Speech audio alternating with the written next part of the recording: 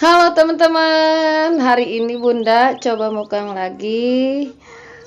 Ini menunya ada ikan asin, ini orek tempe, sama ini lalapan mentahnya. Ada pete, ada daun pepaya. Jangan lupa ini sambalnya. Sebelum kita makan, kita berdoa dulu. Bismillahirrahmanirrahim. Selamat makan.